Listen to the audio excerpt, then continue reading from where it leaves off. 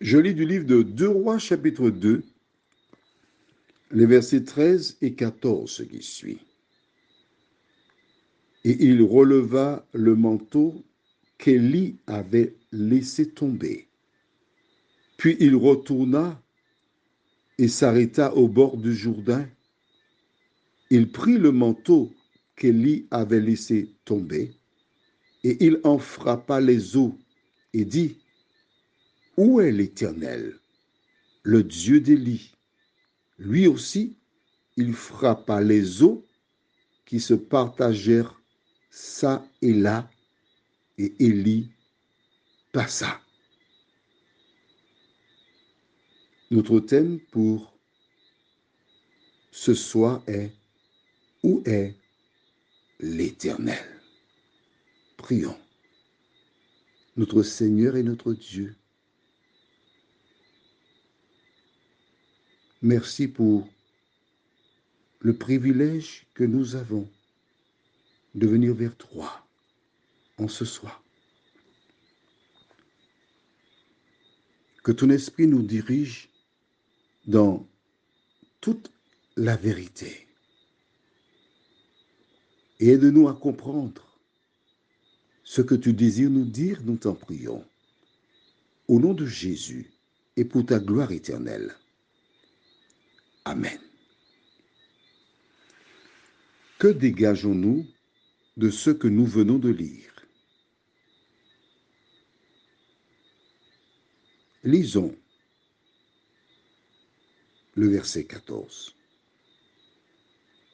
Il prit le manteau qu'Élie avait laissé tomber et il en frappa les eaux et dit, « Où est l'Éternel, le Dieu d'Élie ?»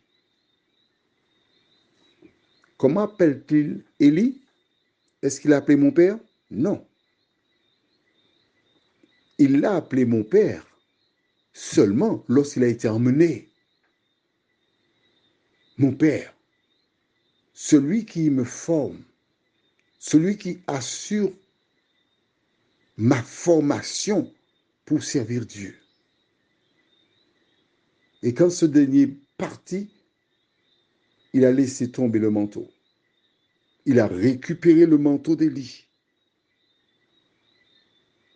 Et il a dit, « Où est l'Éternel, le Dieu d'Élie ?» Pas le Dieu de mon père. Parce que la Bible est formelle, n'appelle personne père. Et il frappa le Jourdain. La Bible déclare, il traversait ça ainsi le Jourdain. C'était la réponse à sa demande. Qu'avait-il demandé? Lisons verset 11. Comme il continuait à marcher en parlant, non, juste verset 10. Non, verset 9, autant pour moi, verset 9. Lorsqu'ils eurent passé, Élie dit à Élisée, « Demande ce que tu veux que je fasse pour toi, avant que je sois enlevé d'avec toi. » Élisée répondit, « Qu'il y ait sur moi, je te prie, une double portion de ton esprit. » Élie dit, « Tu demandes une chose difficile, mais si tu me vois pendant que je serai enlevé d'avec toi, cela t'arrivera. Ainsi, sinon cela n'arrivera pas. » Voilà. Il a demandé à Élie d'être en mesure d'avoir une double portion de l'esprit qui était sur lui. Élie lui répond. Mais à travers la réponse d'Élie, il est en train de dire, « Seigneur, c'est toi qui donnes, que ta volonté soit faite. »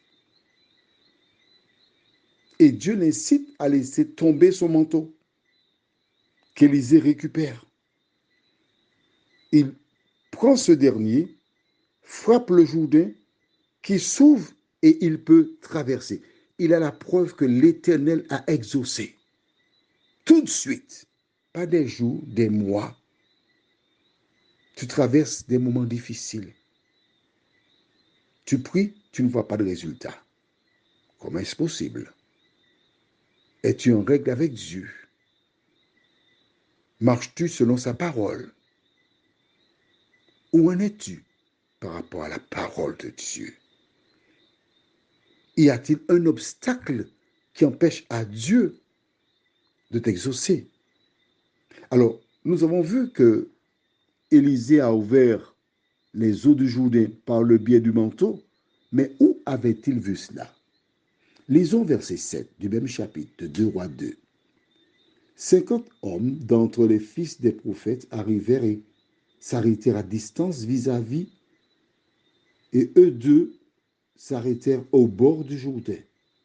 Alors Élie prit son manteau, le roula et en frappa les eaux qui se partagèrent çà et là, et ils passèrent tous deux à sec. Élisée traversa avec Élie. Au départ d'Élie, ce dernier lui laisse son manteau. Ayant demandé une double portion, il ne tarde pas à mettre en action sa foi.